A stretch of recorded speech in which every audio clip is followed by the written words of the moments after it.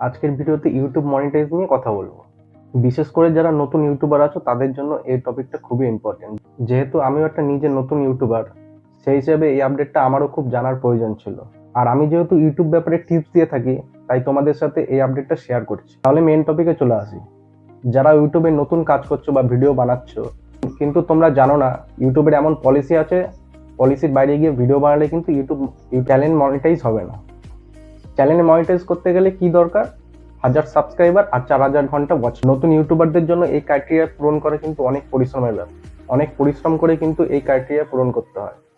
আর এই ক্রাইটেরিয়া পূরণ করার পর যদি তোমার চ্যানেল যদি মনিটাইজ না হয়, তাহলে তোমার পরিশ্রমের উপর পুরো জল ঢেলে যাবে। যারা নতুন ভিডিও করছো, এই ভিডিওটা কিন্তু তাদের জন্য খুবই ইম্পর্টেন্ট। তাহলে ইউটিউবের পলিসিটা কি? Reuse content. এখন বলতে পারো রিউজ কন্টেন্ট তো অনেক পুরনো কথা, এটা আবার নতুন কি আছে? ইউটিউব রিউজ কন্টেন্ট হিসাবে কি কি চেক করে সেটাই তোমাদের সাথে শেয়ার করব। ইউটিউবের নতুন পলিসি হিসাবে তোমার ভিডিওতে এখন মনিটাইজ করার সময় কি কি চেক করা হয়।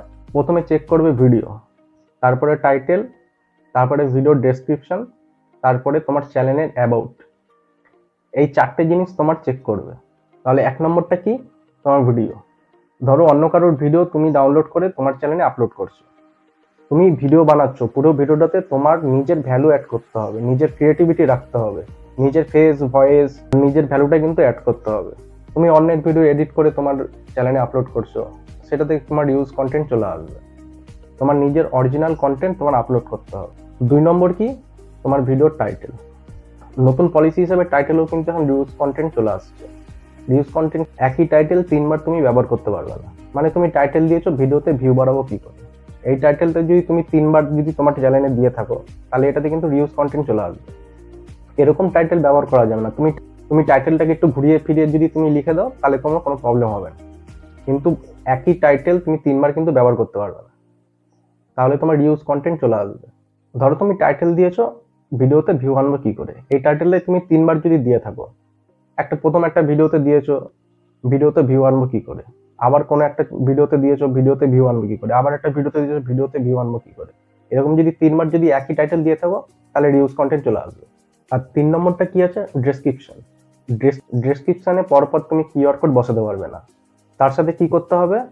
তুমি কিউআর কোড বসানোর আগে ইওর কোয়ারিজ গুলো লিখে তারপরে তুমি কিউআর কোড গুলো বসাবে, তাহলে কোনো অসুবিধা হবে না। কিন্তু শুধু কিউআর কোড বসানো যাবে না। 4 নম্বর হচ্ছে অ্যাবাউট। অ্যাবাউটে তুমি কি লিখতে হবে? ভিডিওতে কি নিয়ে কাজ করছো, কোন কন্টেন্ট নিয়ে কাজ করছো, কোন ক্যাটাগরি নিয়ে কাজ করছো, সেগুলো তোমার অ্যাবাউটে লিখতে হবে। তুমি যদি এখন কার্টুন ভিডিও বানাও, তোমার এখন অ্যাবাউটে লিখতে হবে আমি কার্টুন ভিডিও ক্রিয়েট করি, বা কার্টুন নিয়ে আরো কিছু লিখলে। তুমি যদি কমেডি ভিডিও বানাও, তাহলে কমেডি নিয়ে তুমি কিছু লিখলে যে আমি কমেডি ভিডিও বানাচ্ছি, আমি আরো এরকম কমেডি নিয়ে যদি আরো কিছু থাকে সেগুলো লিখে দিই। কেউ যদি তোমার অ্যাবাউটটা খুলে দেখে, তাহলে বুঝতে যেন পারে তুমি কোন কন্টেন্ট নিয়ে কাজ করছো, কোন ক্যাটাগরিতে তুমি ভিডিও বানাচ্ছ। এরকম ভাবে যদি তুমি ডেসক্রিপশন লিখতে পারো, তাহলে তোমার কোনো অসুবিধা হবে না। আর এই ডেসক্রিপশন লেখাটা তুমি ইংলিশেও দিতে পারো বা বাংলাতেও করতে পারো, কোনো অসুবিধা নেই। কিন্তু তোমায় বোঝাতে হবে তুমি কি ক্যাটাগরি নিয়ে কাজ করছো, সেটা তোমায় বোঝাতে হবে। আর এই 4টে কাজ যদি তোমরা ভালো করে করতে পারো, তাহলে তোমাদের চ্যানেল মনিটাইজ করতে কেউ আটকাতে পারবে না।